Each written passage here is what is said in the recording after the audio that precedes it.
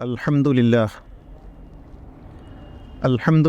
നഹ്മദുഹു വനസ്തഈനുഹു വനസ്തഗ്ഫിറുഹു വനസ്തഹ്ദീഹി വനുഅ്മിനു ബിഹി വനതവക്കലു അലൈഹി വനഊദു ബില്ലാഹി മിൻ ശുറൂരി അൻഫുസിനാ വമിൻ സയ്യിആതി അഅ്മാലിനാ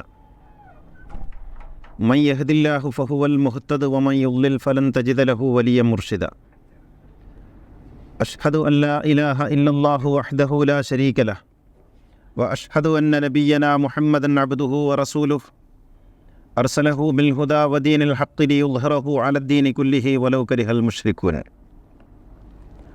അല്ലാഹുമ്മ സല്ലി അലാ മുഹമ്മദിൻ വആലി മുഹമ്മദ് കമാ സല്ലൈത അലാ ഇബ്രാഹീമ വആലി ഇബ്രാഹീം വബാരിക് അലാ മുഹമ്മദിൻ വആലി മുഹമ്മദ് കമാ ബാരക്ത അലാ ഇബ്രാഹീമ വആലി ഇബ്രാഹീമ ഫിൽ ആലമീന ഇന്നക ഹമീദും മജീദ്. يا أيها الذين آمنوا اتقوا الله حق تقاته فلا تموتن إلا وأنتم مسلمون. أعوذ بالله من الشيطان الرجيم. بسم الله الرحمن الرحيم. والضحى والليل إذا سجى ما ودعك ربك وما قلى وللآخرة خير لك من الأولى ولسوف يعطيك ربك فترضى അലം യജിദ്ക യതീമൻ ഫആവാ വവജദക ളാല്ലൻ ഫഹദാ വവജദക ആയിലൻ ഫഅഗ്ന. ബഹുമാന്യരായ സഹോദരന്മാരെ, സഹോദരികളെ, തഖ്വയുള്ളവരായിരിക്കണമെന്ന് എന്നെയും നിങ്ങളെയും ഉണർത്തുകയാണ്. അള്ളാഹു നമ്മെ എല്ലാവരെയും സജ്ജനങ്ങളിൽ ഉൾപ്പെടുത്തി അനുഗ്രഹിക്കുമാറാകട്ടെ. റബീഉൽ അവ്വൽ മാസം നമുക്കറിയാവുന്നതുപോലെ വാദപ്രതിവാദങ്ങളുടെയും കോലാഹലങ്ങളുടെയും മാസം. നബിദിനം ആഘോഷിക്കാമോ, നബിദിനം ബിദ്അത്താണോ, നബിദിനം ശിർക്കാണോ, അങ്ങനെ നബി ചെയ്തിട്ടുണ്ടോ എന്നിങ്ങനെ ഒരു കൂട്ടർ, അത് പാടുണ്ട്, പുണ്യപ്രവൃത്തിയാണ്, അതിന് ഇന്ന ഇമാമുകളുടെ തെളിവുണ്ടെന്ന് മറ്റൊരു കൂട്ടരൊക്കെ പറഞ്ഞ് അന്തരീക്ഷം ശബ്ദമുഖരിതമാക്കുന്ന ഒരു മാസം കൂടിയാണിത്. അനാവശ്യമായ വാദപ്രതിവാദങ്ങളിലും കോലാഹലങ്ങളിലും ഒരുതരം ആത്മസംതൃപ്തി കണ്ടെത്തുന്ന വളരെ വികലമായ ഒരു മനസ്സ് എന്തുകൊണ്ടോ മതവിശ്വാസത്തിൻ്റെ ഭാഗമായി മുസ്ലിങ്ങളിൽ രൂപപ്പെട്ടു വന്നിട്ടുണ്ട് എന്നത് എല്ലാവർക്കും അറിയാവുന്ന സംഗതിയാണ്. അക്കൂട്ടത്തിൽപ്പെട്ട ഒരു വിഷയമാണ് നബിദിനം. യഥാർത്ഥത്തിൽ നബിദിനത്തിൻ്റെ സാധുതയെക്കുറിച്ചോ അതിൻ്റെ അസാധുതയെക്കുറിച്ചോ പറയാനല്ല ഞാൻ ഉദ്ദേശിക്കുന്നത്. നമ്മുടെ ധാരാളം ആ വിഷയത്തിലുള്ള ടോക്കുകൾ യൂട്യൂബിലുണ്ട്. അതിനിയും വീണ്ടും ആവർത്തിക്കാൻ ഞാൻ ആഗ്രഹിക്കുന്നില്ല. ഇന്നത്തെ ഖുത്ബയിൽ ഞാൻ ഉദ്ദേശിക്കുന്നത് ആരാണ് മുഹമ്മദ് നബി എന്ന് പരിശോധിക്കാനാണ്. ഖുർആൻ പറഞ്ഞ മുഹമ്മദ് നബി ആരാണ്? ഇന്ന് മുഹമ്മദ് നബിയെക്കുറിച്ചുള്ള പല ചിത്രങ്ങളുമുണ്ട്. ആ ചിത്രങ്ങളെല്ലാം രൂപപ്പെട്ടു വന്നിരിക്കുന്നത് ഹദീസുകളിൽ നിന്നാണ്. ഹദീസുകളെന്ന് പറയുന്നത് നമുക്കൊക്കെ അറിയാവുന്നതുപോലെ പ്രവാചകൻ്റെ മരണശേഷം 200 വർഷങ്ങൾക്ക് ശേഷം അറബികളും അനറബികളുമായിട്ടുള്ള ആളുകൾ അന്തരീക്ഷത്തിൽ നിന്ന് കറന്നെടുത്ത കാര്യങ്ങളാണ് ഹദീസുകൾ. അതിലുള്ളതുണ്ട്, ഇല്ലാത്തതുമുണ്ട്. പ്രവാചകൻ പറയാൻ സാധ്യതയുള്ളതുണ്ട്, പ്രവാചകൻ ഒരു കാലത്തും പറയാൻ സാധ്യതയില്ലാത്തതുമുണ്ട്. ഈ ഹദീസുകളെന്ന പേരിൽ നാട്ടിൽ പ്രചരിച്ചിട്ടുള്ള നാടോടി കഥകളാണ് ക്രോഡീകരിക്കപ്പെട്ടത്. അതും നമുക്കറിയാം. ഹദീസ് ക്രോഡീകരണത്തിൽ മുൻപന്തിയിലുണ്ടായിരുന്ന ബുഖാരി, ഇസ്മായിലുൽ ബുഖാരി എന്ന് പറയുന്ന പണ്ഡിതൻ, അദ്ദേഹം തന്നെ പറയുന്നത് ഹദീസ് എന്ന പേരിൽ പ്രചരിച്ചിട്ടുള്ള കാര്യങ്ങളിൽ 1% പോലും വസ്തുത ഉള്ളതല്ല എന്നാണ്. 99%-ലധികവും തള്ളപ്പെടേണ്ടതാണെന്ന് കണക്കാക്കുകയും തള്ളിക്കളയുകയും ചെയ്ത ആളാണ് ഇസ്മായിലുൽ ബുഖാരി. ഇസ്മായിലുൽ ബുഖാരിയെക്കുറിച്ച് നമ്മുടെ കേരളത്തിൽ ഉൾപ്പെടെ പല ഭാഷകളിലും എഴുതപ്പെട്ടിട്ടുള്ള അദ്ദേഹത്തിൻ്റെ ജീവിത കഥകളെ നമ്മൾ പരിശോധിച്ചാൽ അക്കാര്യം മനസ്സിലാകും. 10 ലക്ഷം ഹദീസുകൾ കാണാതെ പഠിച്ചയാളാണ് അത്ര ഈ ബുഖാരി. അത് നമുക്ക് കഥ എന്നുള്ള നിലക്ക് സ്വീകരിക്കാം. അതിൻ്റെ യുക്തിയോ അതിൻ്റെ സാധുതയോ ഒന്നും നമ്മൾ നോക്കേണ്ടതില്ല. 63 വയസ്സ് ജീവിച്ച എന്ന് വെച്ചാൽ ഏതാണ്ട് 20,000 ദിവസം ജീവിച്ച ഒരാളുടെ പേരാണ് ബുഖാരി. 20,000 ദിവസമാണ് അദ്ദേഹം ജീവിച്ചത്. അപ്പോൾ അങ്ങനെ ജീവിച്ച ഒരു മനുഷ്യൻ 10 ലക്ഷം ഹദീസ് കാണാതെ പഠിക്കണമെങ്കിൽ ഒരു ദിവസം എത്ര ഹദീസ് കാണാതെ പഠിക്കണം എന്നൊക്കെ വേറെ മനസ്സിലാക്കാം. ഇതങ്ങനെ പഠിക്കൽ മാത്രമല്ല, 10 ലക്ഷം ഹദീസ് കാണാതെ പഠിച്ചു. ആ കാണാതെ പഠിച്ച ഹദീസുകൾ ഓരോന്നും പഠിക്കുമ്പോഴേക്കും ഇദ്ദേഹം വുദു ചെയ്യുമായിരുന്നു, 2 റക്അത്ത് നിസ്കരിക്കുമായിരുന്നു. ആ ഓരോ ഹദീസും പഠിക്കുന്നതിന് വേണ്ടി അദ്ദേഹം കിലോമീറ്ററുകൾ സഞ്ചരിച്ചിട്ടുണ്ടെന്നൊക്കെയാണ് കഥ. കഥയിൽ ചോദ്യമില്ലല്ലോ, പ്രത്യേകിച്ച് മതപരമായ കഥയാകുമ്പോൾ. അങ്ങനെയാണല്ലോ അതിൻ്റെ ഒരു ഇത്. അപ്പോൾ ഏതായാലും ബുഖാരി അങ്ങനെയൊക്കെ പഠിച്ചു എന്ന് തന്നെ വെക്കുക. അങ്ങനെ 10 ലക്ഷം ഹദീസ് പഠിച്ച ബുഖാരി എത്ര ഹദീസുകളാണ് സഹീഹ് എന്ന നിലക്ക് അദ്ദേഹം എഴുതി വെച്ചത് ഏതാണ്ട് 3000 ചില്ലാനം, 6000 ആവർത്തനങ്ങളോടുകൂടി 6000 ചില്ലാനം. അപ്പോൾ 10 ലക്ഷത്തിൻ്റെ എത്ര ശതമാനമാണ് ഈ 3000 അല്ലെങ്കിൽ 4000? 10 ലക്ഷത്തിൻ്റെ 1% വരില്ല. 10 ലക്ഷത്തിൻ്റെ 1% വരില്ല. അപ്പോൾ 10 ലക്ഷത്തിൻ്റെ 1% വരണമെങ്കിൽ 10,000 വരണം. ആണോ? ഇല്ല. 0.5% ഉണ്ടോ? അതും ഇല്ല. അപ്പോൾ 99.5% താൻ പഠിച്ച ഹദീസുകളിൽ 99.5% തെറ്റാണ്, കള്ളമാണ്, വ്യാജമാണെന്ന് ആദ്യം പറഞ്ഞതാരാ? ബുഖാരി. ബാക്കിയുള്ള 0.5% അദ്ദേഹം എഴുതിയത്. ആ എഴുതിയതിൽ തന്നെ തെറ്റുണ്ടെന്നാണ് നമ്മൾ പറയുന്നത്. ആ എഴുതിയതിൽ തന്നെ പ്രശ്നമുണ്ടെന്നാണ്. അപ്പോൾ 99.5% കള്ളമായിട്ടുള്ള ഒരു സംഗതിയുടെ ഈ 0.5% മാത്രം ശരിയാണ് എന്ന് പറയുക സാധ്യമല്ലല്ലോ. ഞാൻ പറയുന്നത് ഹദീസുകളെക്കുറിച്ചല്ല ഞാനിപ്പോൾ പറയാൻ ഉദ്ദേശിക്കുന്നത്. ഈ ഹദീസുകളിൽ നിന്ന് ബുഖാരി ഉൾപ്പെടെയുള്ള ഹദീസ് നിരൂപകരോ അല്ലെങ്കിൽ ഹദീസ് പണ്ഡിതരോ ഹദീസ് ക്രോഡീകരണത്തിൻ്റെ നേതൃത്വം വഹിച്ച ആളുകളോ എഴുതി വച്ചിട്ടുള്ള കഥകളിൽ നിന്നാണ് മുഹമ്മദ് നബിയെ ലോകം മനസ്സിലാക്കിയിട്ടുള്ളത്. അത് വെച്ചുകൊണ്ടാണ് മുഹമ്മദ് നബിയെക്കുറിച്ച് പ്രഭാഷണങ്ങൾ നടത്തുന്നത് മുസ്ലിം പണ്ഡിതന്മാർ. അതുകൊണ്ടാണ് റസൂൽ സല്ലല്ലാഹു അലൈഹി വസല്ലം ലോകത്തിലെ മോശപ്പെട്ട ആളാണ് എന്ന് സമൂഹത്തിന് തോന്നുന്നത്. യഥാർത്ഥത്തിൽ മുഹമ്മദ് നബിയെക്കുറിച്ച് പറയേണ്ടുന്നത് ആരാണ്? ഖുർആനാണ്. മുഹമ്മദ് നബി ലോകത്തിന് കൈമാറിയിട്ടുള്ള രേഖ അതാണല്ലോ. ഹദീസുകൾ മുഹമ്മദ് നബി കൈമാറിയതല്ലല്ലോ. മുഹമ്മദ് നബി ലോകത്തിന് കൈമാറിയിട്ടുള്ള രേഖ ഖുർആനാണ്. ആ ഖുർആനിൽ മുഹമ്മദ് നബിയെക്കുറിച്ച് എന്ത് പറയുന്നു എന്ന് പരിശോധിക്കുമ്പോഴാണ് ആരാണ് മുഹമ്മദ് നബി എന്നും ഈ തെറ്റിദ്ധരിപ്പിക്കപ്പെട്ട മുഹമ്മദ് നബി ഖുർആനികമായ മുഹമ്മദ് നബി അല്ലെന്നും മനസ്സിലാക്കാൻ സാധിക്കുക. മുഹമ്മദ് നബിയെക്കുറിച്ച് ഖുർആൻ പറയുന്നത് എന്താണ്? ആദ്യത്തേത് നമുക്ക് ഓരോന്നോരോന്നായി പരിശോധിക്കാം. വമാ അർസൽനാക ഇല്ലാ റഹ്മത്തൽ ലിൽ ആലമീൻ. ലോകത്തിന് അനുഗ്രഹമായിട്ടല്ലാതെ നിന്നെ നാം നിശ്ചയിച്ചിട്ടില്ല, നിന്നെ നാം നിയോഗിച്ചിട്ടില്ല. ലോകത്തിന് അനുഗ്രഹമായിട്ടാണ് മുഹമ്മദ് നബിയെ നാം നിശ്ചയിച്ചതെന്ന് നിശ്ചയിച്ച റബ്ബ് പറയുന്നു, ഖുർആനിൽ പറയുന്നു. അത് ഖുർആനിലെ ഒരു പ്രയോഗമാണ്. റഹ്മത്താണ് നബി. അപ്പോൾ കാരുണ്യമാകണമെങ്കിൽ എന്ത് വേണം? പ്രവാചകൻ്റെ സ്വഭാവം, പ്രവാചകൻ്റെ പെരുമാറ്റം, പ്രവാചകൻ്റെ ഇടപെടൽ, പ്രവാചകൻ്റെ അധ്യാപനങ്ങൾ, ജീവിതമെല്ലാം കാരുണ്യപൂർണ്ണമാകണം. അപ്പോൾ ഖുർആനിലെ മുഹമ്മദ് നബി കരുണാവാനാണ്, റഹ്മത്താണ്. ഇത് മാത്രമല്ല, ലഖദ് ജാഅകും റസൂലുൻ മിൻ അൻഫുസികും അസീസുൻ അലൈഹി മാ അനിത്തും ഹരീസുൻ അലൈക്കും ബിൽ മുഅ്മിനീന റഊഫുർ റഹീം. സൂറ തൗബയിലെ 128-ാമത്തെ വചനത്തിൽ പറയുന്നു മുഹമ്മദ് നബി റഊഫാണ്, റഹീമാണ്. റഊഫ് റഹീം എന്നുള്ള പേര് ആരുടേതാ? അള്ളാഹുവിൻ്റെ പേര്. ദയാമയൻ, കാരുണ്യവാൻ. ദയാമയൻ, കാരുണ്യവാൻ എന്ന അള്ളാഹുവിൻ്റെ പേര് അള്ളാഹു നൽകുന്നു ആർക്ക്? മുഹമ്മദ് നബിക്ക്. അപ്പോൾ മുഹമ്മദ് നബി ആരാണ്? ദയാമയനാണ്, കാരുണ്യവാനാണ്. വമാ അർസൽനാക ഇല്ലാ റഹ്മത്തൽ ലിൽ ആലമീൻ. പിന്നെ റഊഫുർ റഹീം. ഇത് ഖുർആൻ മുഹമ്മദ് നബിക്ക് നൽകിയ പേരാണ്. ഈ മുഹമ്മദ് നബിയാണ് ശ്രീനാരായണ ഗുരു തിരിച്ചറിഞ്ഞത്.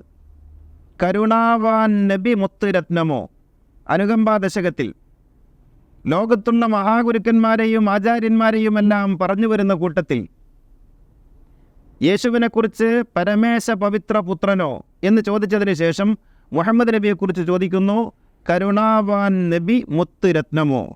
കരുണാവാൻ നബി, ഇത് ഖുർആനിലെ നബിയാണ്. നാരായണ ഗുരു ഖുർആൻ നബിയെ മനസ്സിലാക്കിയത് ഖുർആനിലെ ഗുരുവാണ്. ഇനി നമുക്ക് നോക്കാം, ഈ കരുണാവാനായ റഹീമും റഊഫുമായ റഹ്മത്തായ മുഹമ്മദ് നബി ആണോ ഹദീത്തുകൾ പടച്ചു വച്ചിട്ടുള്ളത്? നിങ്ങൾ നോക്കൂ, മുഹമ്മദ് നബിയുടെ സന്നിധിയിലേക്ക് കുറേ ആളുകൾ വരുന്നു. ഒരു കഥയല്ല, ഹദീത്ത്, നല്ല സഹീഹ് എന്ന ടൈറ്റിലുള്ള ഹദീത്ത്. കുറേ ആളുകൾ വരുന്നു, മുഹമ്മദ് നബി അവരെ സ്വീകരിക്കുന്നു. രാത്രിയായപ്പോൾ അവർ മുഹമ്മദ് നബിയുടെ കുറച്ച് ആടുകളെയും കട്ടുകൊണ്ടു പോകുന്നു. നബി അവരെ കണ്ടുപിടിക്കാൻ പറയുന്നു. അവരെ കണ്ടുപിടിച്ച് ആളുകളെ കൊണ്ടുവരുന്നു. നബി എന്ത് ചെയ്തു എന്നറിയോ? കട്ടവർക്ക് നൽകേണ്ടുന്ന പരമാവധി ശിക്ഷ എന്താണെന്നൊക്കെ അറിയാം. ഇത് പക്ഷെ അങ്ങനെയൊന്നുമല്ല. നബി എന്ത് ചെയ്യുന്നു? ഇവരുടെ മുഴുവൻ കണ്ണ് ചൂഴ്ന്നെടുക്കാൻ കൽപ്പിക്കുന്നു. ഏത് നബി? റഹ്മത്ത് എന്ന് ഖുർആൻ പറഞ്ഞ നബി. ഹദീത്തിലെ നബിയും ഖുർആനിലെ നബിയും തമ്മിലുള്ള വ്യത്യാസം നോക്കണം. കണ്ണ് ചൂഴ്ന്നെടുക്കാൻ പറയുന്നു. അങ്ങനെ ഇവരുടെ മുഴുവൻ കണ്ണ് ചൂഴ്ന്നെടുത്തു. തീർന്നില്ല. അതിനുശേഷം മുഹമ്മദ് നബി ഇവരുടെ മുഴുവൻ കൈകൾ വെട്ടിക്കളയാൻ കൽപ്പിക്കുന്നു. അങ്ങനെ 2 കൈകളും വെട്ടി. തീർന്നില്ല. അവരുടെ കാലുകൾ വെട്ടാൻ കൽപ്പിക്കുന്നു. അവരുടെ കാലുകളും വെട്ടി. അവരുടെ നാവ് മുറിച്ചെടുക്കാൻ കൽപ്പിക്കുന്നു. അവരുടെ നാവ് മുറിച്ചെടുത്തു. എന്നിട്ട് അവരെ വെയിലത്തിട്ടു. ദാഹിച്ച് അലറി വിളിക്കുന്ന അവർക്കൊരു തുള്ളി വെള്ളം കൊടുത്തു പോകരുത് എന്ന് കൽപ്പിക്കുന്നു. അങ്ങനെ രക്തം വാർന്ന് ദാഹിച്ച് വലഞ്ഞ് നരകിച്ച് മരിക്കുന്നു കുറേ ആളുകൾ പ്രവാചകൻ്റെ മുന്നിൽ. കാരുണ്യവാനായ നബി. നോക്കൂ, നിങ്ങൾക്ക് വേണ്ടത് ഖുർആൻ പറഞ്ഞ നബിയാണോ ഹദീത്ത് പറഞ്ഞ നബിയാണോ? ലോകത്തിന് മാതൃക ഖുർആൻ പറഞ്ഞ മുഹമ്മദ് നബിയാണോ ഹദീത്ത് പറയുന്ന മുഹമ്മദ് നബിയാണോ? ഇങ്ങനെ ചെയ്ത ഒരു മുഹമ്മദ് നബി അംഗീകരിക്കാൻ ലോകത്തിന് സാധിക്കുമോ? ഹദീത്ത് പറഞ്ഞ കണ്ണുകൾ ചൂഴ്ന്നെടുത്ത്, നാവ് മുറിച്ചെടുത്ത്, കൈകൾ വെട്ടി, കാലുകൾ വെട്ടി, ദാഹജലം പോലും നിഷേധിച്ച് ചിത്രവധം ചെയ്ത് കൊന്ന ക്രൂരനായ ഒരു മുഹമ്മദിനെയാണ്, ഒരു പ്രവാചകനെയാണ് ഹദീത്ത് അവതരിപ്പിക്കുന്നത്. ഇത് കഥയല്ല, ഹദീസാണ്. ഖുർആൻ പറയുന്നതോ വമാ അർസൽനാക ഇല്ലാ റഹ്മത്തുൽ ആലമീൻ. കരുണാവാനായ പ്രവാചകൻ, അനുഗ്രഹമായി മാറുന്ന പ്രവാചകൻ, മധുരമായി തീരേണ്ടുന്ന പ്രവാചകൻ, റഊഫായ ദയാമയനായ പ്രവാചകൻ. അപ്പോൾ ഏത് പ്രവാചകനെയാണ് വേണ്ടത്? ഹദീത്ത് പ്രവാചകരെ ക്രൂരനായി ചിത്രീകരിക്കുന്നു. എന്നാൽ ഖുർആൻ പ്രവാചകൻ ദയാമയനാണെന്ന് പ്രഖ്യാപിക്കുന്നു. അതാണ് റസൂൽ. ദയാമയനാണ് പ്രവാചകൻ. മക്കയിൽ ജനിച്ച് മദീനയിൽ വഫാത്തായി ഖുർആൻ കൈമാറിയ പ്രവാചകനുണ്ടല്ലോ, അത് ദയാമയനായ പ്രവാചകനാണ്. മുആവിയ ഉണ്ടാക്കിയ പ്രവാചകൻ ക്രൂരനാണ്. അള്ളാഹു നിയോഗിച്ച പ്രവാചകനെയാണ് നാം തിരയുന്നതെങ്കിൽ ഖുർആനിൽ നിന്ന് പഠിക്കണം. ദയാമയനാണ് പ്രവാചകൻ. ഫലഅല്ലക ബാഖിഉൻ നഫ്സക അലാ ആഥാരിഹിം. മനുഷ്യരുടെ ദുരിതങ്ങൾ കണ്ട്, അവരുടെ അജ്ഞത കണ്ട് മനം നൊന്ത് സ്വയം നഷ്ടപ്പെടാൻ പോകുന്ന മനസ്സിൻ്റെ, അതാണ് എന്തിനാ ഹിറാ ഗുഹയിൽ നിന്ന് മുഹമ്മദ് നബി ഇറങ്ങി വന്നത്? ഹിറാ ഗുഹയിൽ നിന്ന് പ്രവാചകൻ ഇറങ്ങി വന്നത് മനുഷ്യരുടെ ദുരിതങ്ങൾ ഏറ്റുവാങ്ങാനാണ്. അവിടെ മതിയായിരുന്നു. ഹിറാ ഗുഹയിൽ ഇഖ്റ ബിസ്മി റബ്ബിക്കല്ലദീ ഖലഖ് എന്ന ആത്മബോധത്തിൻ്റെ ദിവ്യരാഗത്തിൻ്റെ ഉണർവിൽ, അതിൻ്റെ ലഹരിയിൽ അവിടെ ഇരുന്നാൽ മതിയായിരുന്നു മുഹമ്മദ് നബിക്ക്. സത്യദർശനത്തിൻ്റെ ലഹരി ആർക്കും പറഞ്ഞാൽ മനസ്സിലാവില്ല. 1000 സൂര്യന്മാർ ഒന്നിച്ചുദിച്ചതുപോലെ, 1000 സൂര്യന്മാർ ഒന്നിച്ചുദിച്ചതുപോലെ അനുഭവപ്പെടുന്ന ആനന്ദലഹരിയിൽ അമർന്നിരിക്കുന്ന ആളുടെ പേരാണ് മുഹമ്മദ്. പ്രകാശം മുഴുവൻ, ലോകത്തിൻ്റെ പ്രകാശം മുഴുവൻ എന്നിലേക്ക് ഒന്നിച്ചിറങ്ങി വന്നു. ഇതാണ് സ്പഷ്ടം നിലാവങ്ങു നീങ്ങി ദിനകരൻ ഉദയം ചെയ്തു. ചന്ദ്രൻ മറഞ്ഞു, തട്ടി പെരുക്കി പെരുവെണിയിലാക്കിയ നാരായണ ഗുരു തൻ്റെ ഈശ്വര സാക്ഷാത്കാരത്തെക്കുറിച്ച് പറയുന്നു. സ്പഷ്ടം നിലാവങ്ങു നീങ്ങി, എല്ലാ അവ്യക്തതകളും നീങ്ങി, ദിനകരൻ ഉദയം ചെയ്തു, സൂര്യൻ ഉദിച്ചു, ചന്ദ്രൻ മറഞ്ഞു, എല്ലാ സംശയങ്ങളും നീങ്ങി. അങ്ങനെയുള്ള സമയത്ത് ദീനം പിടിച്ചോ മതിരയത് കുടിച്ചോ കഴിയുന്ന ജനങ്ങൾ കുത്തിഷ്ടോത്തിഷ്ടം അവർക്ക് നന്മ വരുത്തുന്നതിന് വേണ്ടിയാണ് താൻ മരുത്വാമലയിൽ നിന്നിറങ്ങി വന്നത് എന്ന് നാരായണ ഗുരു പറയുന്നു. മുഹമ്മദ് നബിയോ യാ അയ്യുഹൽ മുസമ്മിൽ യാ അയ്യുഹൽ മുദ്ദസിർ ഖും ഫഅൻദിർ വറബ്ബക ഫകബ്ബിർ വസിയാബക ഫതഹിർ വറുജ്സ ഫഹ്ജുർ വലാ തംനുൻ തസ്തക്സിർ. ഈശ്വര സാക്ഷാത്കാരത്തിൻ്റെ സത്യദർശനത്തിൻ്റെ ആനന്ദലഹരിയിൽ പുതപ്പിട്ട് മൂടിക്കിടക്കുകയല്ല, മറിച്ച് ദീനം പിടിച്ചോ മതിരയത് കുടിച്ചോ നരകിക്കുന്ന മനുഷ്യ മക്കളിലേക്ക് ഇറങ്ങിച്ചെല്ലണമെന്ന് ഖുർആൻ ആവശ്യപ്പെട്ടപ്പോൾ ഇറങ്ങി വന്നയാളുടെ പേരാണ് മുഹമ്മദ് സല്ലല്ലാഹു അലൈഹി വസല്ലം. കാരുണ്യമാണത്. ഞാനിവിടെ ഇരുന്നോളാം, എനിക്ക് നിൻ്റെ ദർശനം മതി, നിൻ്റെ സാക്ഷാത്കാരം മതി എന്ന് പറഞ്ഞിട്ട് ഹെറാ ഗുഹയിൽ ഇരുന്നാൽ മുഹമ്മദ് നബിയുടെ ജീവിതത്തിനൊരു കുഴപ്പമില്ല. കാരണം സത്യദർശനത്തിന് ശേഷം മറ്റെന്ത് ലഹരിയാണ്, സത്യദർശനത്തിന് ശേഷം മറ്റെന്ത് ജീവിതാനുഭവമാണ്, ആനന്ദത്തിൻ്റെ പരമകോടിയാണത്. അത് മതിയായിരുന്നു നബിക്ക്. പക്ഷേ അത് ഉപേക്ഷിച്ചിറങ്ങി വന്നു. എന്തിന്? കല്ലേറ് വാങ്ങാൻ, ബഹിഷ്കൃതനാകാൻ. അങ്ങനെ ഇറങ്ങി വന്ന മറ്റൊരാളുടെ പേരാണ് യേശു, ഈസാ നബി, കുരിശു ചുമക്കാൻ ഇറങ്ങി വന്നവൻ. പ്രവാചകന്മാരും ഗുരുക്കന്മാരും അങ്ങനെയാ. എന്താണ് ഇറങ്ങി വരാൻ അവരെ പ്രേരിപ്പിച്ചത്? മനുഷ്യരോടുള്ള കാരുണ്യം, മാനവ കുലത്തോടുള്ള കാരുണ്യം. അതുകൊണ്ടാണ് അവരിറങ്ങി വന്നത്. ഇതാണ് കാരുണ്യം. അതാണ് ഖുർആൻ പറയുന്ന മുഹമ്മദ് നബി. ഹദീത്ത് പറയുന്ന മുഹമ്മദ് നബിയോ കൈയും കാലും ഛേദിച്ച് കണ്ണ് ചൂഴ്ന്നെടുത്ത് നാവരിഞ്ഞെടുത്ത ക്രൂരനായ മുഹമ്മദ്. ഏത് മുഹമ്മദ് നബിയാണ് ലോകത്തിന് ആവശ്യം? ആരെയാണ് ലോകം ഉൾക്കൊള്ളുക? കഴിഞ്ഞില്ല. നോക്കൂ നിങ്ങൾ. പിന്നെ ഖുർആൻ പറയുന്നു, ലഖദ് കാന ലക്കും ഫീ റസൂലില്ലാഹി ഉസ്വത്തുൻ ഹസന. നിങ്ങൾക്ക് പ്രവാചകനിൽ മാതൃകയുണ്ട്. പ്രവാചകനിൽ മാതൃകയുണ്ടെന്ന് പറഞ്ഞാൽ പ്രവാചകൻ്റെ ജീവിതത്തിൻ്റെ സകല ഭാഗങ്ങളിലും മാതൃകയുണ്ട്. പ്രവാചകൻ്റെ കുടുംബജീവിതത്തിൽ, പ്രവാചകൻ്റെ വ്യക്തി ജീവിതത്തിൽ, പ്രവാചകൻ്റെ സാമൂഹിക ജീവിതത്തിൽ, പ്രവാചകൻ്റെ അധ്യാത്മ ജീവിതത്തിൽ, പ്രവാചകനുമായി ബന്ധപ്പെട്ട ജീവിതത്തിലെല്ലാം നിങ്ങൾക്ക് മാതൃകയുണ്ട് ഖുർആൻ പറയുന്നു. എന്ന് വെച്ചാൽ മനുഷ്യന് അനുധാവനം ചെയ്യാൻ പറ്റുന്നത് മുഹമ്മദ് നബിയിൽ നിന്നുണ്ടാകൂ. എങ്കിൽ നോക്കൂ, 6 വയസ്സുള്ള കുട്ടിയെ വിവാഹം ചെയ്തുവെന്ന് പറയുന്ന ബുഖാരിയുടെ മുഹമ്മദാണോ, മാതൃകയുണ്ടെന്ന് പറയുന്ന ഖുർആനിലെ മുഹമ്മദാണോ നമുക്ക് സ്വീകരിക്കാൻ യോഗ്യൻ? 6 വയസ്സുള്ള കുട്ടിയെ വിവാഹം ചെയ്യുന്ന ഒരാൾ എങ്ങനെയാണ് യോഗ്യനാവുക, എങ്ങനെയാണ് മാതൃകയാവുക? അതിന് പറയും അന്നാട്ടുകാരൊക്കെ കല്യാണം കഴിക്കുന്നത് അങ്ങനെയാണ്. അന്നാട്ടുകാരൊക്കെ കല്യാണം കഴിക്കുന്നത് പോലെ കല്യാണം കഴിക്കാനാണോ മുഹമ്മദ് നബി വന്നത്? അല്ല, അത് തിരുത്താനാണോ വന്നത്? അന്നാട്ടുകാരൊക്കെ കള്ളു കുടിക്കും, അതുകൊണ്ട് മുഹമ്മദ് നബി കള്ളു കുടിക്കും എന്ന് പറയാൻ പറ്റുമോ? അന്നാട്ടുകാരൊക്കെ വ്യഭിചരിക്കും, അതുകൊണ്ട് മുഹമ്മദ് നബി വ്യഭിചരിക്കും എന്ന് പറയാൻ പറ്റുമോ? അന്നാട്ടുകാരൊക്കെ കല്യാണം കഴിക്കും, അന്നാട്ടുകാർ കല്യാണം കഴിച്ചിട്ടില്ല.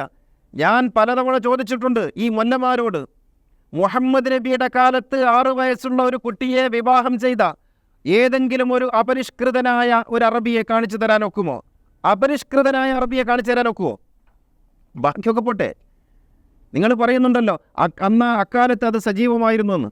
6 വയസ്സുള്ള കുട്ടിയെ വേണ്ട, 9 വയസ്സുള്ള കുട്ടിയെ, അതും വേണ്ട 10 വയസ്സുള്ള കുട്ടിയെ അക്കാലത്ത് ഏതെങ്കിലും ഒരു അറബി കല്യാണം കഴിച്ചിട്ടുണ്ടോ? അപ്പോൾ പറയും ഗാന്ധിജി കല്യാണം കഴിച്ചിട്ടില്ലേ, ടാഗോർ കല്യാണം കഴിച്ചിട്ടില്ലേ, മറ്റേയാൾ കല്യാണം കഴിച്ചിട്ടില്ലേ? ഞാൻ ചോദിക്കുന്നത് അതൊന്നുമല്ല, ഗാന്ധിജി ഒന്നല്ലല്ലോ. ഗാന്ധിജി പറയുന്നുണ്ട് എൻ്റെ ജീവിതം മുഴുവൻ നിങ്ങൾക്ക് മാതൃകയാണെന്ന്, പറഞ്ഞിട്ടില്ലല്ലോ. ടാഗോർ പറഞ്ഞിട്ടുണ്ടോ എൻ്റെ ജീവിതം മുഴുവൻ നിങ്ങൾക്ക് മാതൃകയാണെന്ന്? പറഞ്ഞിട്ടില്ലല്ലോ. മുഹമ്മദ് നബി പറയുന്ന എൻ്റെ ജീവിതം മുഴുവൻ നിങ്ങൾക്ക് മാതൃകയാണ്. അങ്ങനെയുള്ള മുഹമ്മദ് നബി 6 വയസ്സുള്ള ചോര പൈതലിനെ, മുലപ്പാലിൻ്റെ മണം മാറാത്ത പൈതലിനെ കല്യാണം കഴിച്ചു എന്ന് പറയാൻ ഈ ബുഖാരിക്കല്ലാത്ത മറ്റൊരാൾക്കും കഴിയില്ല. ഖുർആൻ പറയുന്നു മാതൃകയാണ് മുഹമ്മദ്, മാതൃകയാണ് മുഹമ്മദ്, ജീവിതത്തിൽ മുഴുവൻ മാതൃക. ഇത് മാതൃകയാണോ? അപ്പോൾ ഹദീസ് പറയുന്ന മുഹമ്മദ് നബി വ്യാജ മുഹമ്മദ് നബിയല്ലേ? ഖുർആൻ പറയുന്ന നബിയല്ലേ സ്വീകരിക്കേണ്ടത്? ഖുർആനിൽ മാതൃകയാണ്, എല്ലാ കാര്യത്തിലും മാതൃകയാണ്. തീർന്നില്ല. വഷളത്തരങ്ങളുടെ, അറുവഷളൻ പ്രവൃത്തികളുടെ, ആഭാസങ്ങളുടെ ഒരു മേളനമാണ് ഹദീസിലുള്ള മുഹമ്മദ് നബി. ഖുർആനിലുള്ള മുഹമ്മദ് നബിയോ ഇന്നക ലഅലാ ഖുലുഖിൻ അളീം, ഉത്തമമായ മഹിതമായ സ്വഭാവ മാതൃകയാണ് മുഹമ്മദ് നബിക്കുള്ളത്. ഖുർആനിലെ മുഹമ്മദ് നബിക്ക് വാക്കിലും നോക്കിലും ചിന്തയിലും ഭാവനയിലുമെല്ലാം ഉന്നതമായ മഹിമ പുലർത്തിയ സ്വഭാവത്തിൻ്റെ ഉടമ. അതാണ് ഖുർആനിലെ മുഹമ്മദ്. സൂറത്തുൽ ഖലമിൽ പറയുന്നു. അപ്പോൾ ഖുർആനിലെ മുഹമ്മദ് നബിയാണ് യഥാർത്ഥത്തിൽ ലോകത്തിന് മാതൃകയായിട്ടുള്ളത്. ഖുർആനിലെ മുഹമ്മദ് നബിയാണ് സമ്പൂർണ്ണൻ, അൽ ഇൻസാനുൽ കാമിൽ, സമ്പൂർണ്ണനായ മനുഷ്യൻ. ഒരു മനുഷ്യൻ എന്ന അർത്ഥത്തിൽ ഏതൊക്കെ വിധത്തിൽ സമ്പൂർണ്ണനാകണമോ നിങ്ങൾ ആലോചിച്ച് നോക്കൂ, വെറുതെ ഒന്ന് ആലോചിച്ച് നോക്കൂ. കാരുണ്യമാണ് പ്രവാചകനെന്ന് ഖുർആൻ പറയുന്നു. എന്നിട്ട് മുഹമ്മദ് നബി പറയുന്നു കണ്ണ് ചുവന്നെടുക്കണം. ഏതെങ്കിലും ഒരു മനുഷ്യൻ ചോദിക്കാതിരിക്കുമോ, അല്ല നബിയെ നിങ്ങൾ കാരുണ്യമാണെന്ന് ഖുർആൻ പറഞ്ഞിട്ട് ഈ മനുഷ്യന്മാരുടെ മുഴുവനും കണ്ണ് ചുവന്നെടുക്കാൻ, സ്ത്രീകളും പുരുഷന്മാരും അടങ്ങിയ 19 ആളുകളുടെ കണ്ണ് ചുവന്നെടുക്കാൻ നിങ്ങൾക്ക് എങ്ങനെ പറയാൻ കഴിയുമോ എന്ന് ചോദിക്കൂലേ ആ കൂട്ടർ? അപ്പോൾ അതിൽ നിന്ന് ഉറപ്പല്ലേ അത് നബി ചെയ്തിട്ടില്ലെന്ന്? കാരുണ്യമാണ് റസൂൽ എന്ന് ഖുർആൻ പറയുന്നു. എന്നിട്ട് റസൂൽ പറയുന്നു അവരുടെ നാവരിഞ്ഞെടുക്കണം. എങ്ങനെ കഴിയുന്നു? ഒരു രാക്ഷസന് പോലും സാധിക്കാത്ത ഈ ക്രൂരകൃത്യം ചെയ്യാൻ എങ്ങനെ സാധിക്കുന്നു എന്ന് ആളുകൾ ചോദിക്കൂലേ? പ്രതികരണമില്ലാത്തവരായിരുന്നു റസൂലിൻ്റെ ശിഷ്യന്മാർ. നിസ്സാര കാര്യങ്ങൾക്ക് വേണ്ടി പോലും ബഹളമുണ്ടാക്കിയവരല്ലേ അവർ ചോദിക്കൂലേ? എങ്ങനെയാണ് നിങ്ങളൊക്കെ ഈ ഹദീത്ത് വിശ്വസിക്കുന്നത്? ഇത്തരത്തിലുള്ള വൃത്തികേടുകൾ പ്രവാചകന്റെ പേരിൽ എഴുതി വച്ചിട്ട് ആ ഗ്രന്ഥങ്ങളുടെ പുണ്യമെന്ന മഹത്വമുള്ളതാണെന്ന് കരുതാൻ എങ്ങനെ കഴിയുന്നു? അത് കൊണ്ടു നടക്കാൻ ഇക്കാര്യം വിളിച്ചു പറയുന്നവർക്കെതിരെ ഹദീത്ത്, ചരിത്രം, വർത്തമാനം എന്നൊക്കെ പറഞ്ഞിട്ട് പുതിയ പുതിയ സംഭവങ്ങൾ ഉണ്ടാക്കി കൊണ്ടിരിക്കുകയാണ് നമ്മുടെ നാട്ടിലെ സംഘങ്ങളൊക്കെ. ഈ അടുത്ത കാലത്ത് മഞ്ചേരിയിൽ ഒരു സെമിനാർ നടന്നു, ഒരു പുസ്തകത്തിൻ്റെ പ്രകാശനം, ഹദീത്ത്, ചരിത്രവും വർത്തമാനവും. എന്താ സംഭവം? റസൂലിനെ കുറിച്ച് എഴുതിയ ഈ വഷണത്തരങ്ങൾ മുഴുവനും നമ്മുടെ ഈമാനിൻ്റെ ഭാഗമാണെന്ന് വിശ്വസിക്കണമെന്നാണ് അവിടെ കൂടിയ കുബേരരായ പണ്ഡിതന്മാർ എന്ന് പറയപ്പെടുന്ന ആളുകളൊക്കെ അവിടെ വലിയ വായിൽ വിളിച്ചു പറഞ്ഞത്. നബിയെക്കുറിച്ച് എന്ത് വഷണത്തരങ്ങൾ പറഞ്ഞാലും നമ്മൾ വിശ്വസിക്കണം, കാരണം അത് നമ്മുടെ വിശ്വാസത്തിൻ്റെ ഭാഗമാണ്. നിങ്ങൾ ആലോചിച്ച് നോക്കൂ. അപ്പോൾ അവർക്ക് മുഹമ്മദ് നബിയാണോ വലുത്, അല്ലെങ്കിൽ ഈ കിതാബാണോ വലുത്? കിതാബാണോ വലുത്. ഏത് കിതാബ്? ബുഖാരി എന്ന കിതാബ്, മുസ്ലിം എന്ന കിതാബ്, തിർമിദിയും ഇബ്നു മാജയും നസായിയും അബൂദാവൂദും ഇങ്ങനെയുള്ള പല പല പേരുകളിൽ എഴുതപ്പെടുന്ന വ്യാജങ്ങളുടെ സമാഹാരമാണ് അവർക്ക് വലുത്, പ്രവാചകനല്ലെന്ന് നമ്മൾ ഓർക്കണം. ഇതാണ്.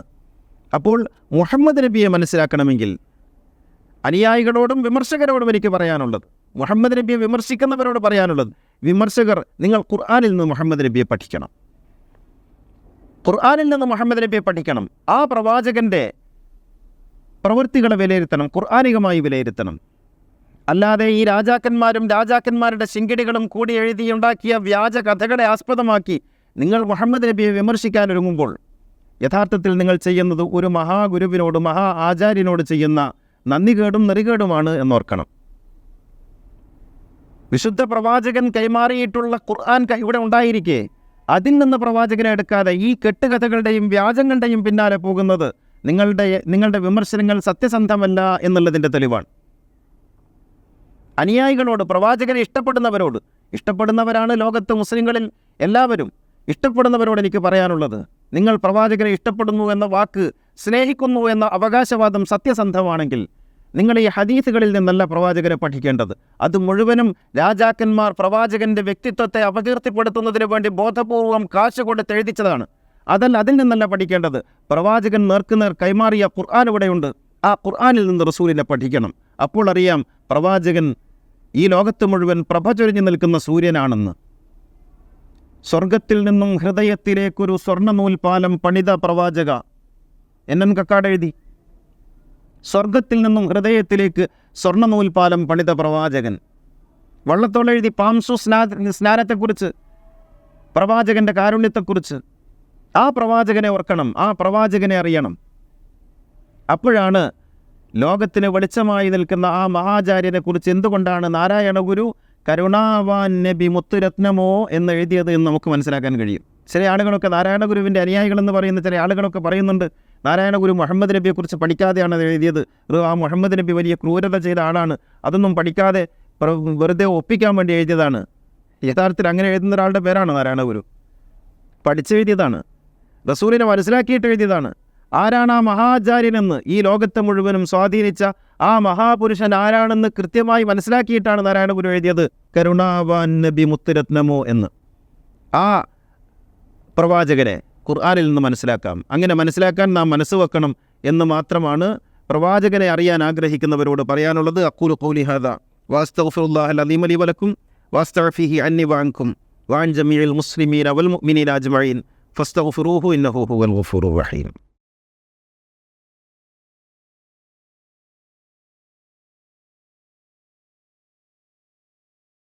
അൽഹംദുലില്ലാഹില്ലദീ ഹദാനാ ലിഹാദാ വമാ കുന്നാ ലിനഹ്തദിയ ലൗലാ അൻ ഹദാനല്ലാഹ്.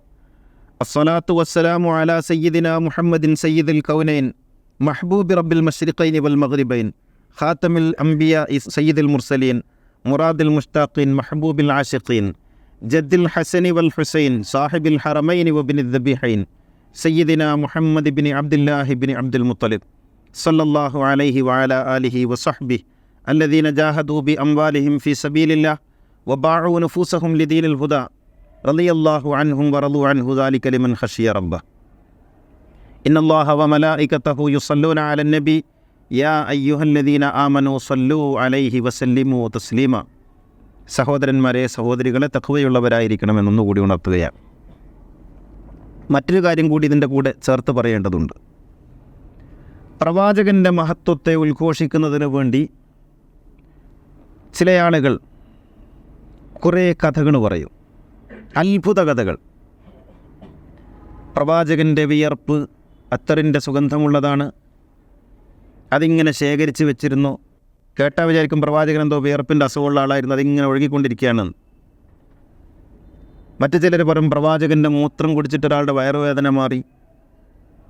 മറ്റു ചില ആളുകൾ പറയും പ്രവാചകൻ നടന്നു പോകുമ്പോൾ ആ കാൽപ്പാടിൽ കാലിൻ്റെ അടിയിൽ കുടുങ്ങിയ മണ്ണൊക്കെ പെറുക്കിയെടുത്തിട്ട് ചില ആൾക്കാർ സൂക്ഷിച്ചിരുന്നു, അത് പിന്നീട് സ്വർണ്ണമായി മാറി. ഇങ്ങനെ അത്ഭുതങ്ങൾ പറഞ്ഞിട്ട് പ്രവാചകൻ്റെ മഹത്വം ഇതാണോ നബിയുടെ മഹത്വം? നബിയുടെ മഹത്വം അതാണോ?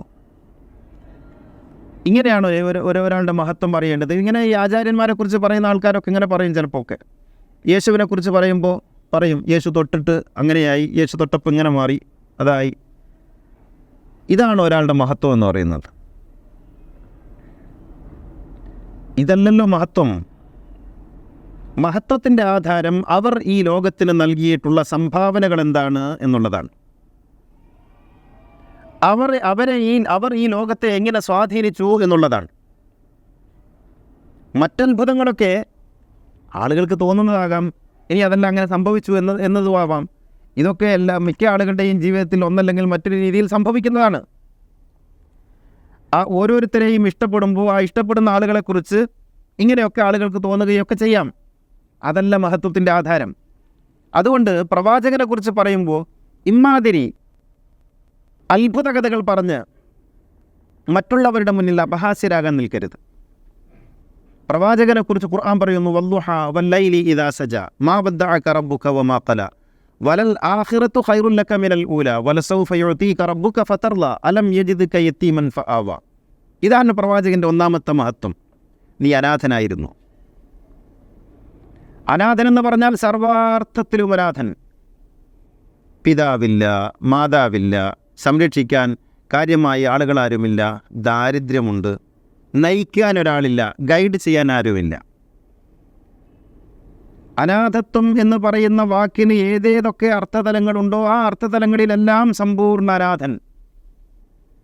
യത്തീം എന്ന വാക്ക് എങ്ങനെയാണോ ഒരാളിൽ അതിൻ്റെ പൂർണ്ണതയിൽ പറ്റുക, അങ്ങനെയൊക്കെ അനാഥനാണ്, അങ്ങനെയൊക്കെ യത്തീമാണ് മുഹമ്മദ് നബി. അതുകൊണ്ടായിരിക്കാം പ്രവാചകൻ പിന്നീട് യത്തീമിനെക്കുറിച്ച് പറയുമ്പോൾ വാചാലനാകുന്നത്. റസൂൽ യത്തീമിനെക്കുറിച്ച് പറയുമ്പോൾ പറഞ്ഞതുപോലെ മറ്റൊരാളെക്കുറിച്ചും പറഞ്ഞിട്ടില്ല. ഖുർആനും അങ്ങനെ തന്നെ. കാരണം യത്തീമെന്ന് പറയുന്നത് സ്വാനുഭവമാണ് മുഹമ്മദ് നബിക്ക്. യത്തീമിൻ്റെ വേദനകളൊക്കെ ആ അർത്ഥത്തിലൊക്കെ അനുഭവിച്ച ആളാണ്. ഇതാണ് മുഹമ്മദ് നബിയുടെ മഹത്വം. അങ്ങനെ യത്തീമായിട്ടും ആരാരും നിയന്ത്രിക്കാനില്ലാതായിട്ടും ഇത്രമേൽ പുഷ്കലമായി വളർന്നു. വെള്ളമൊഴിച്ചു കൊടുക്കാൻ ആരുമില്ല, വളവിട്ട് കൊടുക്കാൻ ആരുമില്ല, തടം കെട്ടാൻ ആരുമില്ല. എന്നിട്ടും അതൊരു മഹാവൃക്ഷമായി വളർന്നു, ഈ ലോകം മുഴുവൻ പടർന്നു, എക്കാലവും കനി നൽകിക്കൊണ്ടിരിക്കുന്നു, എക്കാലവും പൂവുകൾ നൽകിക്കൊണ്ടിരിക്കുന്നു. അങ്ങനെ ഒരാളും പരിചരിക്കാനാവാതെ ആ വടവൃക്ഷം വളർന്ന് ലോകം മുഴുവൻ പടർന്ന് ഈ ലോകത്ത് ഇത്രയും കാലം നിലനിൽക്കുന്നു എന്നുള്ളതല്ലേ ആ മഹാമനുഷ്യൻ്റെ ഏറ്റവും വലിയ മഹത്വം എന്ന് പറയുന്നത്. നിങ്ങൾ പറയുന്ന വിയർപ്പിന് ഇതിൻ്റെ 7 അയലത്തെത്താൻ പറ്റുമോ? ഇതും വിയർപ്പും തമ്മിൽ എന്ത് ബന്ധം? അപ്പോൾ പ്രവാചകൻ്റെ മഹത്വം അലം യജിദ്ക യതീമൻ ഫആവ. അതാണ്. ആരാരും നിയന്ത്രിക്കാനില്ലാതിരുന്നിട്ടും, ആരാരും ഗൈഡ് ചെയ്യാനില്ലാതിരുന്നിട്ടും, ഒരാളുടെയും സംരക്ഷണമില്ലാതിരുന്നിട്ടും, മഹാമേരുക്കൾ വാഴുന്ന, ദുഷ്ടമൃഗങ്ങൾ വാഴുന്ന, പല വിധത്തിലുള്ള ഹിംസ്ര ജന്തുക്കൾ വാഴുന്ന ആ മരുഭൂമിയിൽ ഈ മഹാവൃക്ഷം താഴോട്ട് താഴോട്ട് വേരുകളാഴ്ത്തി ലോകം മുഴുവൻ പടർന്ന് എപ്പോഴും നിഴൽ കൊടുക്കുന്ന ഫലം നൽകുന്ന മഹാവൃക്ഷമായി മാറിയത്, അതല്ലേ അത്ഭുതം, അതല്ലേ മഹത്വം.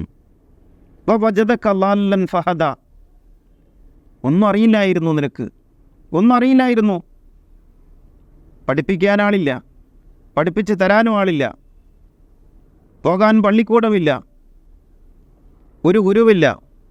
എന്നിട്ടും എല്ലാം പഠിച്ച് എല്ലാം പഠിപ്പിച്ച് ആത്മജ്ഞാനത്തിൻ്റെ അഗാധതകളിലേക്ക് ഇറങ്ങി ലോകം കണ്ട ഏറ്റവും വലിയ ഫിലോസഫറായി മാറിയ, ഏറ്റവും വലിയ തത്വചിന്തകനായി മാറിയ, ലോകത്തിന് വെളിച്ചമായി മാറിയ ആ ഒരു വെളിച്ചത്തിൻ്റെ സ്രോതസ്സായി തീർന്ന, ആചാര്യനായി തീർന്ന, അതല്ലേ അത്ഭുതം. അതിനേക്കാൾ വലിയ അത്ഭുതമാണോ ഈ വിയർപ്പ്? പ്രവാചകനെക്കുറിച്ച് പറയുമ്പോൾ അതല്ലേ പറയേണ്ടത്. ഒന്നും പഠിക്കാതെ എല്ലാം പഠിപ്പിച്ചു കൊടുത്തു, ഒന്നും അറിയാതെ എല്ലാം അറിയിച്ചു കൊടുത്തു, ഒരു ഗുരുവില്ലാതെ ലോകത്തിൻ്റെ ഗുരുവായി തീർന്നു. ഇതല്ലേ അത്ഭുതം, ഇതല്ലേ അത്ഭുതം. വജദക ആയിലം ഫാഗ്ന, ദരിദ്രനായിരുന്നു, ഒന്നും ഉണ്ടായിരുന്നില്ല, എന്നിട്ടും സമ്പന്നനായി. സമ്പന്നത എന്ന് പറയുന്നത് പണത്തിൻ്റെ ആധിക്യം കൊണ്ടല്ല, പണത്തിൻ്റെ ആധിക്യം കൊണ്ടല്ല സമ്പന്നത ഉണ്ടായത്, പിന്നെയോ ഈ ലോകത്തെ സമ്പന്നമാക്കി മാറ്റി. ദാരിദ്ര്യത്തിൻ്റെ പടുകുഴിയിൽ ജീവിക്കുമ്പോഴും സമ്പന്നനായി ജീവിച്ചു. എങ്ങനെ സമ്പന്നനായി ജീവിച്ചു? ഹൃദയ സമ്പന്നതയുണ്ടായി. ലോകത്തിന് സമ്പന്നതയുടെ മാർഗം പറഞ്ഞു കൊടുത്തു. പ്രവാചകൻ ദാരിദ്ര്യത്തിൻ്റെ എല്ലാ വിഷമങ്ങളും അറിഞ്ഞിട്ടും നമുക്ക് പഠിപ്പിച്ചു തന്നത്, നമുക്ക് ഓതിത്തന്നത് ഏറ്റവും ആഹ്ലാദപൂർവ്വം ആനന്ദപൂർവ്വം ജീവിക്കാനുള്ള മാർഗത്തെക്കുറിച്ചാണ്. ഇതല്ലേ മഹത്വം, ഈ മഹത്വമല്ലേ പറയേണ്ടത്. അപ്പോൾ പ്രവാചകൻ്റെ മഹത്വം പറയേണ്ടത് അത്ഭുതങ്ങൾ പറഞ്ഞിട്ടല്ല, തൊട്ടപ്പം മാറി ചിരിച്ചപ്പം പോയി, ഇതൊന്നുമല്ല. പിന്നെയോ പ്രവാചകൻ്റെ അത്ഭുതങ്ങൾ ആ മഹാമനുഷ്യൻ ലോകത്തെ എങ്ങനെ സ്വാധീനിച്ചു എന്നുള്ളതാണ്. ഇപ്പോഴും ഓരോ മനുഷ്യൻ്റെ മനസ്സിലും ആത്മാന്വേഷികളായ, സത്യാന്വേഷികളായ സകല മനുഷ്യരുടെ മനസ്സിലും ഒരു ഗുരുവായി കടന്നു വന്ന് സാന്ത്വനമായി പരിചരിച്ച് ഒരു തെന്നൽ പോലെ കടന്നു പോകുന്ന ആ മഹാഗുരുവിനെയല്ലേ, അതല്ലേ അത്ഭുതം.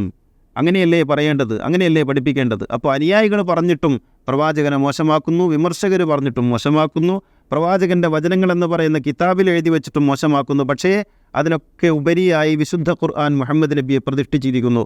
ആ മുഹമ്മദ് നബിയിലേക്കാണ് നാം ചെല്ലേണ്ടത്. ഈ റബീഉൽ അവ്വൽ അതിനൊരു കാരണമായി തീരട്ടെ. അല്ലാഹുമ്മ ഗ്ഫിർ ലിൽ മുഅ്മിനീന വൽ മുഅ്മിനാത്ത് വൽ മുസ്ലിമീന വൽ മുസ്ലിമാത്ത് അൽ അഹ്യാഇ മിൻഹും വൽ അംവാത്ത് ഇന്നക മുജീബുദ് ദഅവാതി വഖാദിൽ ഹാജാത്ത് طيب ثراهم وجعل الجنة مأواهم ربنا آتنا في الدنيا حسنة وفي الآخرة حسنة وقنا عذاب النار ربنا تقبل منا إنك أنت السميع العليم وتب علينا إنك أنت التواب الرحيم وآخر الدعاء الحمد لله.